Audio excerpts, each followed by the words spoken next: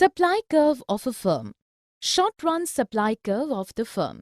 In short run, firm chooses 2 points of its output production where price is greater than or minimum being equal to the average variable cost.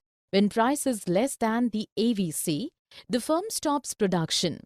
Here we can get the short-run supply curve of the firm, which is the rising part of the short-run marginal curve, as risen from the point AVC touches market price as being equal each other. Long-run supply curve of the firm. When price is greater than the LRAC, the firm stops to product more. In the meeting point with market price, firm's output will be long-run, being equal with its profit maximization equilibrium.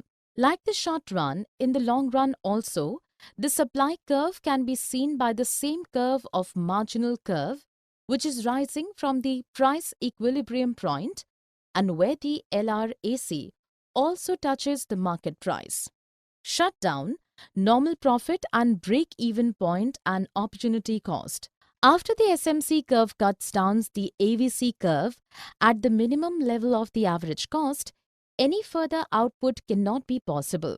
This is called shutdown point. Similarly, in the long run, the maximum point of LRAC curve is a shutdown point, the profit level that a firm earns, which is sufficient to meet the costs and the opportunity costs of the firm, is called its normal profit. When in the minimum point of LRAC or SAC on the supply curve, where the firm with positive output earns the normal profit, then the point is called the break-even point. When the firm invests an amount as fixed cost and variable cost to start production, the opportunity cost lies in the assumed. For more such videos on all subjects, practice questions, and a lot more, download iPrep and learn unlimited.